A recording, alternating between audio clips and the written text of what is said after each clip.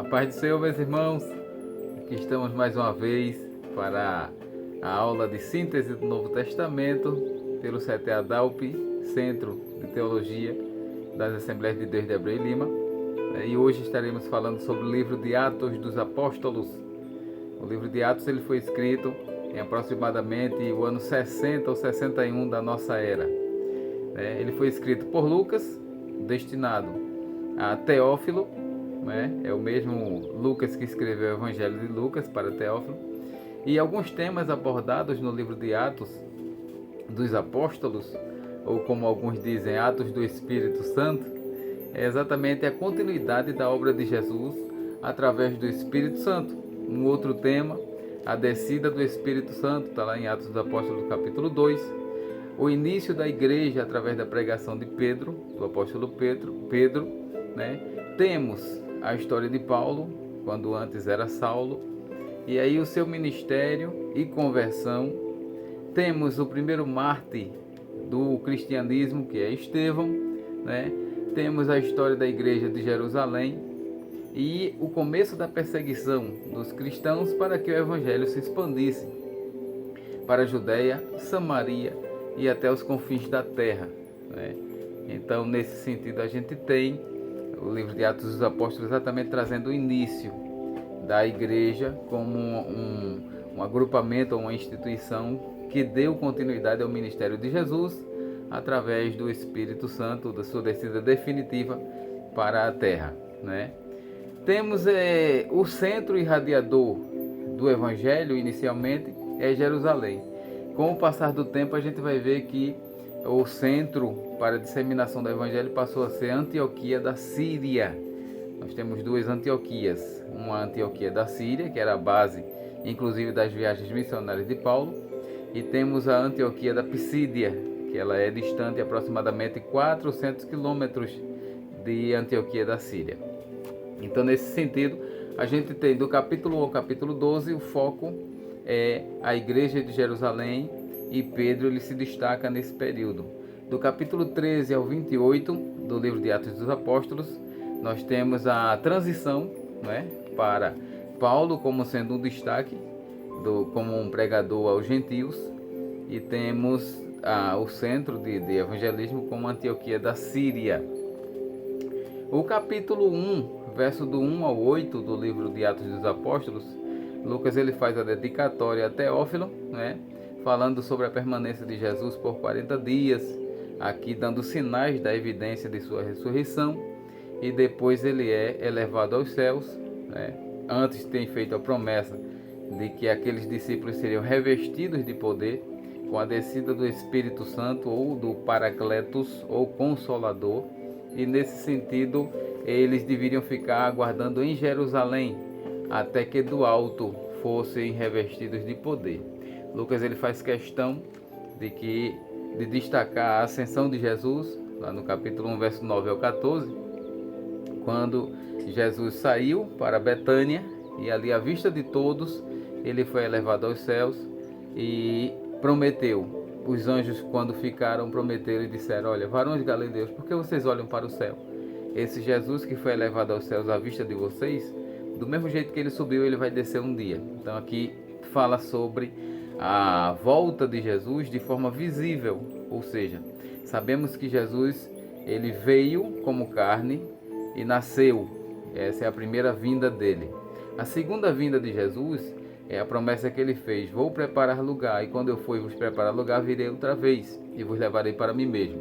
Essa segunda volta de Jesus ela é dividida em duas etapas, sendo a primeira invisível, que é o arrebatamento da igreja, onde a igreja estará participando das bodas do Cordeiro no céu, e aonde aqui na terra estará havendo o período da grande tribulação, e logo após os 7 anos, aí ele desce à vista de todos para livrar os judeus na batalha do Armagedon. Isso aí a gente vai ver em Apocalipse. Mas nesse sentido aqui fala, do jeito que vocês viram ele subir, vocês vão ver ele descer também, é exatamente falando sobre essa segunda etapa da segunda vinda de Jesus. Os discípulos, depois de Jesus ter sido arrebatado, ou ascendido aos céus, eles voltaram para Jerusalém e ficaram no cenáculo, ou seja, uma grande estrutura que cabiam aproximadamente 120 pessoas. Ficaram ali orando, né, e buscando até que o Espírito Santo viesse sobre eles. Temos no capítulo 1, verso do 15 ao 26, a escolha de um dos apóstolos para substituir Judas, já que Judas havia traído Jesus e aí havia se suicidado, e nesse sentido foram dados dois nomes.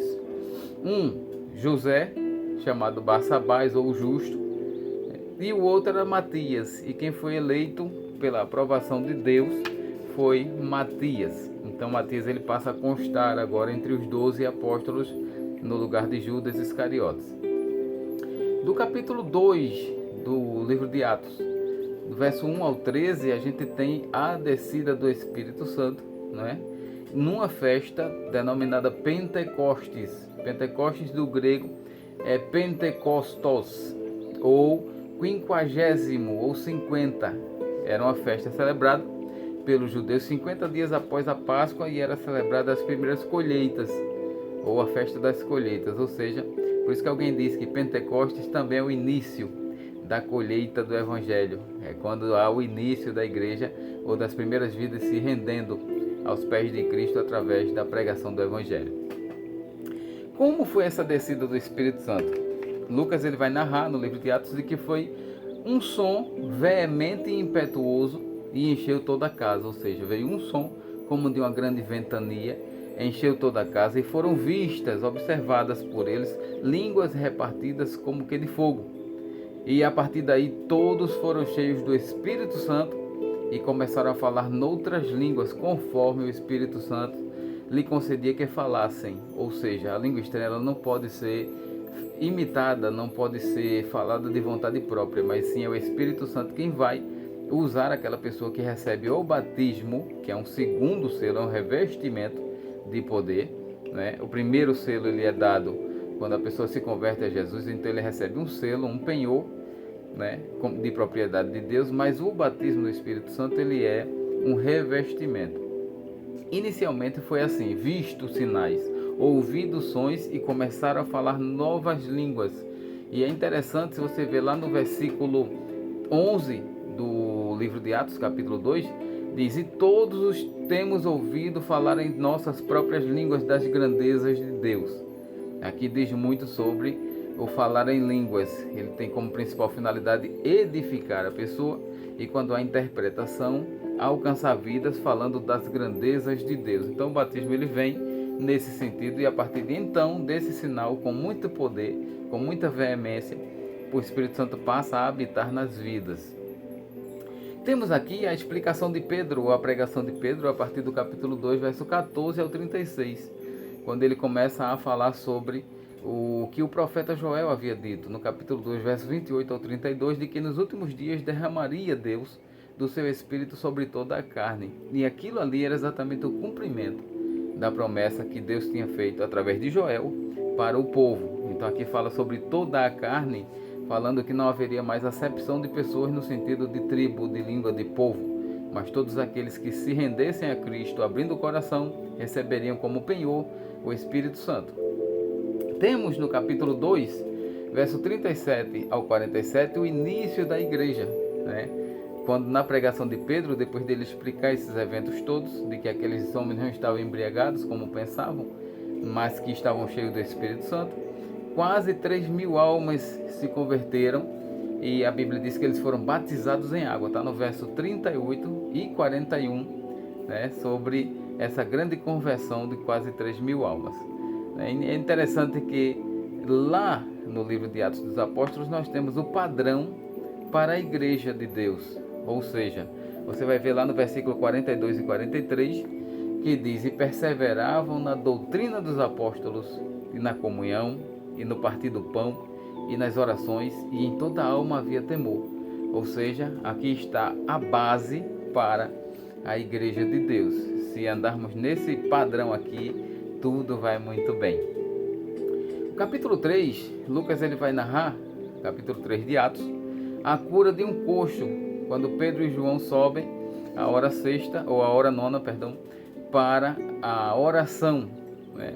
E ali aquele homem pede uma esmola, E Pedro diz: olha, nós não temos prata nem ouro, mas o que temos isso te damos. Em nome de Jesus se levanta. E aí eles promovem aquela cura.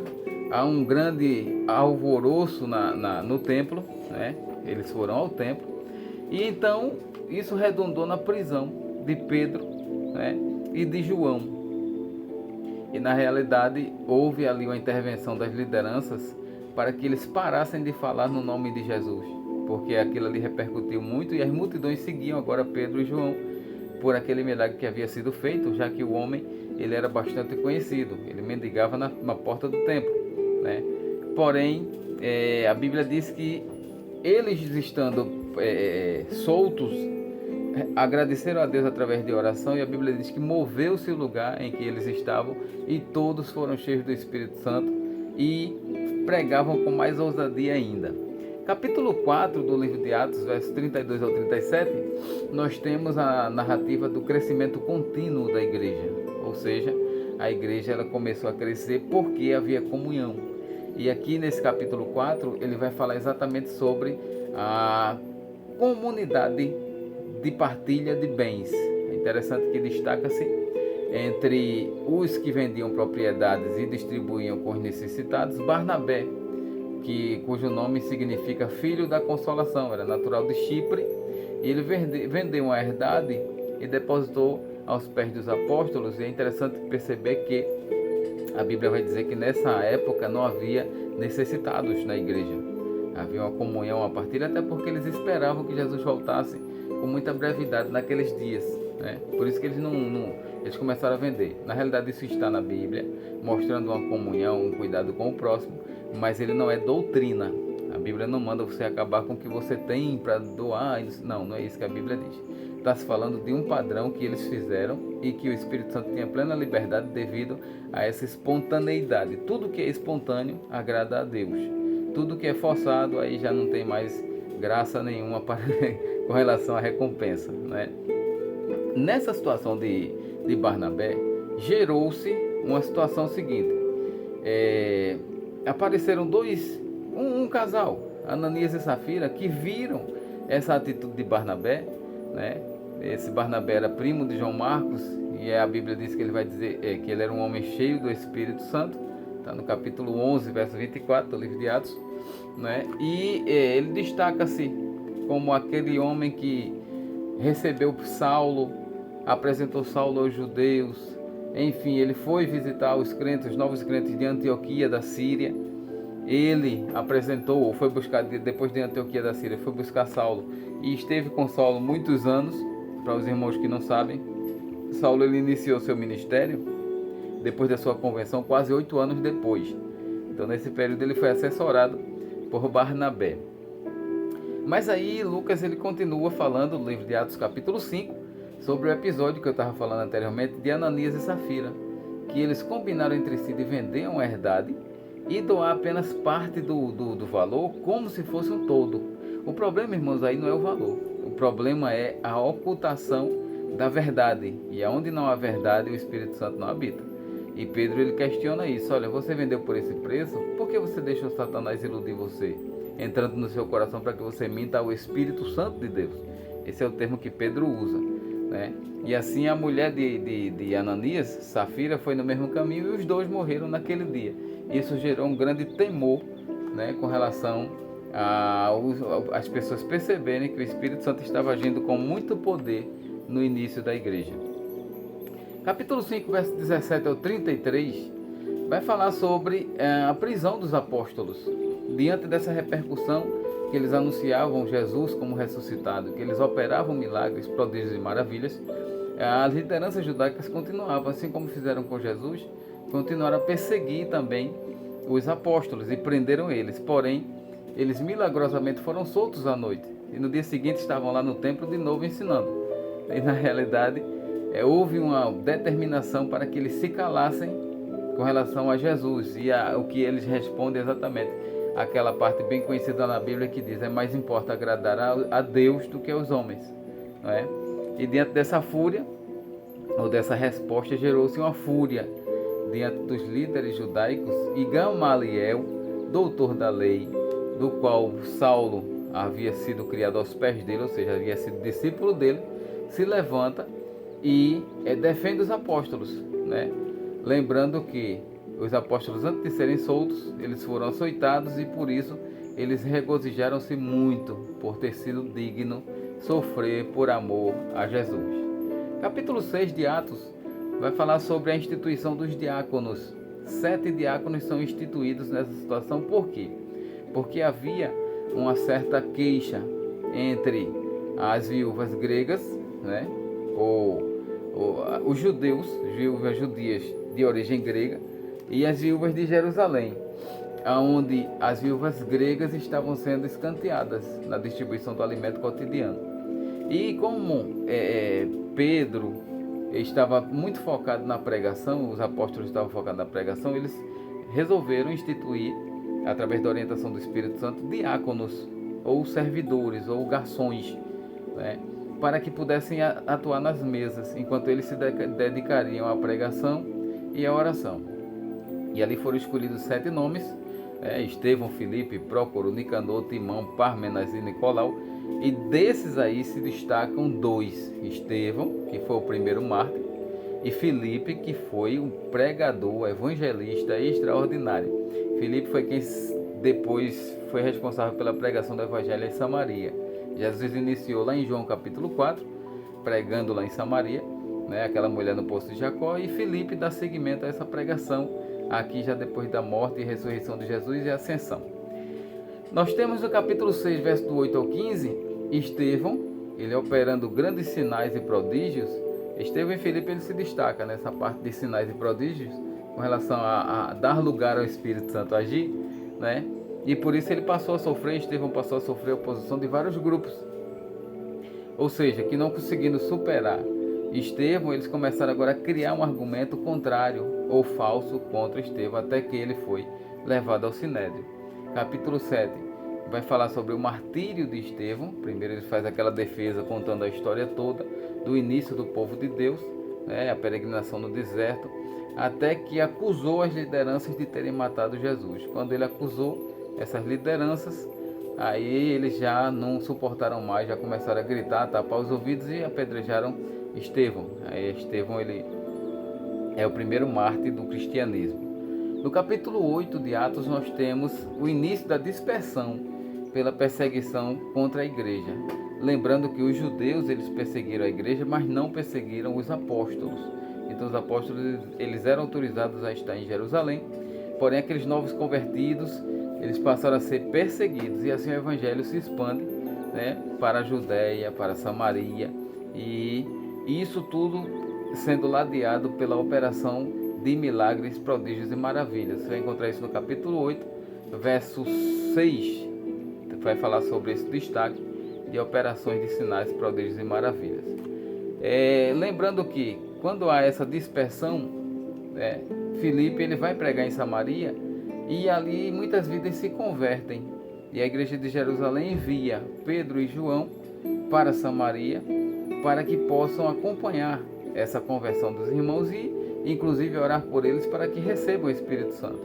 E isso acontece quando Pedro, ele ora, o Espírito Santo desce sobre aqueles irmãos de Samaria, e nisso Simão, um mágico da cidade, ele se converte também. Quando vê essa operação pela imposição de mão de Pedro, ele acha que aquele poder é um poder mágico, e aí ele quer comprar esse poder com dinheiro. E Pedro o repreende, dizendo que o coração dele estava enfiado de amargura e que ele queria subestimar, ou a intenção dele era maligna com relação àquele poder. Ele queria desvalorizar o poder do Espírito Santo ao ponto de poder comprar isso com dinheiro. E aí Pedro, ele diz que aquele dinheiro seja para a maldição dele, porque ele estava em espírito de amargura, né? E nesse sentido, aqui é que surge o termo simonia. Simonia é exatamente querer barganhar com dinheiro as coisas que são espirituais. Capítulo 8, verso 26 ao 40, nós temos o episódio de Filipe, naquele encontro com o eunuco da rainha Candace, rainha dos etíopes, né? Etíopes na África. Então ali Filipe, ele pergunta naquele episódio de que entende tu o que leis? O Espírito Santo, ele manda Filipe encostasse lá no carro, acompanhar e puxar esse assunto, para que o eunuco dissesse se entendia ou não o que lia. E ele lia Isaías. Foi levado como ovelha muda ao matadouro, contudo não abriu sua boca. Ali há um diálogo, né, até que redunda no batismo em águas por aquele eunuco. E Filipe o batiza e depois é arrebatado e é encontrado em Azoto, ou seja, o Espírito Santo o leva para um outro ministério. Temos no capítulo 9, verso 1 ao 30, a história da conversão de Saulo, né? Essa história é bastante conhecida, quando ele ia perseguir os cristãos, conhecidos como o caminho, né? E no caminho de Damasco ele vê um clarão, e o próprio Paulo, na sua defesa, muitas vezes ele diz que ao meio-dia ele viu esse clarão. E por isso o clarão foi tão forte que criou como 2 escamas nos olhos dele, e ele caiu, né, cego, e passou 3 dias sem comer e sem beber, até que Deus revela a Ananias que fosse lá ao encontro de Saulo e orasse por ele. E Saulo também teve uma visão nesse período, dizendo que um homem chamado Ananias o visitaria.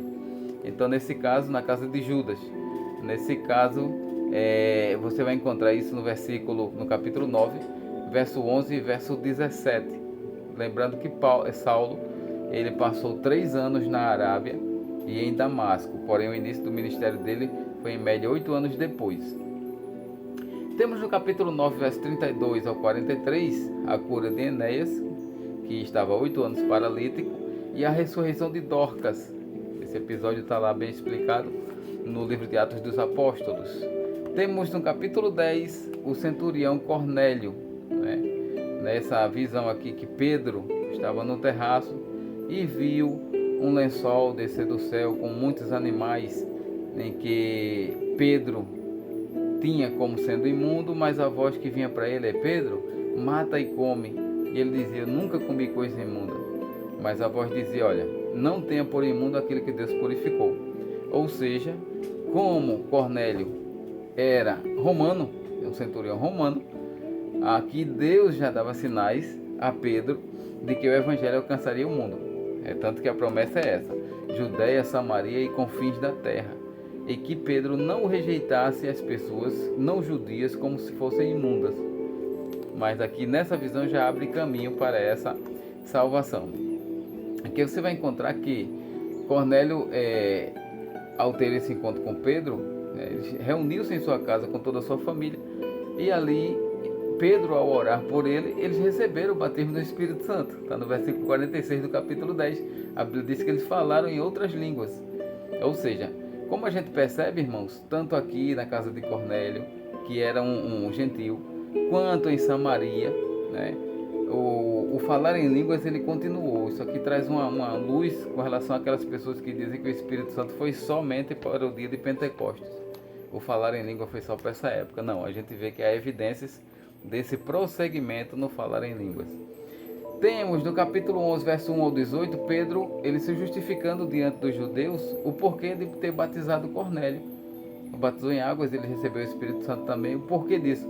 Falou da sua visão, falou de que o que Deus tornou puro, os judeus não tinham direito de tornar impuro, e até que houve essa compreensão por parte dos judeus com relação ao evangelho, está expandido também para os gentios. Temos o capítulo 11, verso 29, ou verso 19 ao 26, o evangelho se expande, alcançando os gentios em Antioquia. Lembrando que essa Antioquia aqui é a Antioquia da Síria. Quando a Antioquia ela é alcançada pelo evangelho, ela agora se torna base para a disseminação do cristianismo para as viagens missionárias de Paulo, né? Então aqui nós temos que Barnabé ele se destaca a partir de Antioquia, quando ele visita esses irmãos novos convertidos para confirmar essa visita no sentido da igreja de Jerusalém, mandar sempre apóstolos para confirmarem esses novos convertidos, né? E Barnabé ele se destaca nesse sentido, de ter visitado a Antioquia para confirmar os cristãos que ali estavam. Lembrando que Barnabé, depois de ter visitado Antioquia, ele foi buscar Saulo e ficou com Saulo muitos anos, inclusive, né? E também, tendo retornado depois para Antioquia novamente, trouxe João Marcos. Ou seja, aqui a gente já tem pelo menos os 3 participantes da primeira viagem missionária de Paulo. Paulo, Barnabé e João Marcos. Em Antioquia, os cristãos foram chamados, ou os apóstolos foram chamados de cristãos pela primeira vez. Então, esse termo cristão você vai encontrar na Bíblia a partir do versículo 26 do capítulo 11. Versículo 26, capítulo 11. No capítulo 12, Herodes, ele mata Tiago e manda prender Pedro. Quando ele viu que agradou os judeus ter matado Tiago, ele também prendeu Pedro, né, para depois matá-lo. E na realidade Pedro, ele esteve na prisão e enquanto isso os irmãos estavam orando em determinada residência. Porém, Pedro era guardado por 16 soldados, né? E nesse sentido, a Bíblia diz que de noite Pedro ele tem uma visão de um anjo que toca do lado dele e manda ele seguir. E essa visão, Pedro achando que estava sonhando apenas, ela foi bem real. E quando ele despertou, já estava uma rua depois da porta da prisão. Lembrando que quando Herodes questionou sobre trazer Pedro para mandar matá-lo, na intenção de agradar os judeus, os soldados que haviam perdido a guarda de Pedro foram todos exterminados, foram executados, porque na cultura romana era assim: se algum carcereiro perdesse o preso, ele pagava com a própria vida. E no caso, temos também o episódio de esse Herodes, que matou Tiago, que prendeu Pedro, que matou 16 soldados, ele viajou para Cesareia depois de ter mandado matar os 16 soldados, e lá havia uma intriga entre ele e o pessoal de Tiro e de Sidom. E esse pessoal quiseram fazer aliança com Herodes. Herodes se vestiu com roupas resplandecentes, e agora quando ele foi discursar, o povo gritava: isso é a voz de um Deus, não é a voz de um homem. E Herodes puxou essa glória para si. A Bíblia diz que ele foi ferido, comido de bicho e expirou, ou seja, ele primeiro apodreceu para poder morrer. Está no versículo 22 e 23 do capítulo 12. No capítulo 13 ao 14 do livro de Atos, nós temos a primeira viagem missionária de Paulo, que foi destinada à Galácia. Então, essa primeira viagem missionária de Paulo, ela ocorreu num período, como disse, uns 3 anos de preparação do Evangelho, né? Mais um tempo que ele passou em várias localidades, inclusive com Barnabé, né? E há uma mudança de nome nessa primeira viagem missionária aqui, pelo menos no capítulo 13 de Atos, do nome Saulo, que é hebraico, para o nome Paulo, que é romano. Isso está lá no capítulo 13, verso 9. Então essa mudança de nome aqui já dá uma tendência, uma ideia de Paulo ser enviado aos gentios, né? Veja que é uma mudança de hebraico para romano no idioma. Em Chipre, o governador ou o procônsul, como queira, diante da pregação de Paulo, ele se converte. Porém, antes disso, ele se converteu diante do sinal. Um mágico chamado Elimais estava atrapalhando a pregação de Paulo, né? Era Paulo pregando e o rapaz atrapalhando, tirando a atenção do procônsul. Até que Paulo ele foi e profetizou para que Elimais ficasse cego, e ele ficou cego. Quando o procônsul viu essa operação de maravilhas, aí ele creu e se converteu. Temos também, lá no capítulo 13, João Marcos volta da primeira viagem missionária quando chega em Antioquia da Pisídia. Veja, quase 400 a 500 quilômetros de Antioquia da Síria, né? João Marcos ele volta nessa primeira viagem missionária. E isso aqui foi um episódio que depois gerou a divisão entre Paulo e Barnabé, né? Paulo, na segunda viagem, ele se alia a Silas, e Barnabé, nessa segunda viagem, ele vai com João Marcos, que é primo dele. Então aqui, João Marcos ele volta com relação ao ministério missionário, ele volta do meio do caminho. Lembrando que em Antioquia da Pisídia, Paulo ele agora começa a sofrer oposição dos judeus. Ou seja, a gente vê que a história do ministério de Paulo ele é todinho de perseguição. O próprio Paulo ele vai narrar isso na carta aos Coríntios, né? De que ele sofreu muitas perseguições. Então, aqui nós temos que eles foram expulsos da cidade, né? E nesse caso ele volta, né, faz uma transição. Isso aqui é a primeira parte em que ele fala de que estaria pregando aos gentios, já que os judeus haviam perseguido e rejeitado ele ia pregar aos gentios. Você vai encontrar isso lá na frente também, no final do livro de Atos. Aqui é no versículo 46 do capítulo 13 que fala sobre isso. No capítulo 14, há uma intensa perseguição contra Paulo e Barnabé na cidade de Icônio, Listra e Derbe, ou seja, todas as viagens daqui para frente você vai encontrar os judeus perseguindo Paulo, até viajando para outras cidades onde descobriam que Paulo estava, para que ali ele causasse tumulto na cidade até que Paulo fosse expulso, ou açoitado, ou, enfim, sofresse algum tipo de dano. Aí nesse caso ele, depois dessa passagem por Icônio, Listra e Derbe, eles retornaram para Antioquia da Síria, onde prestaram contas dessa primeira viagem missionária. No próximo vídeo a gente vai estar falando do capítulo 15 em diante, que o tempo aqui já foi. Deus abençoe, meus irmãos. E obrigado pela paciência. E enquanto o vídeo não corta, a gente vai falando, né, irmãos? No capítulo 15, verso 1 ao 35, a gente vai falar sobre o concílio de Jerusalém. O que é um concílio? Reunião de lideranças para resolver ou para comentar assuntos religiosos. Então, esse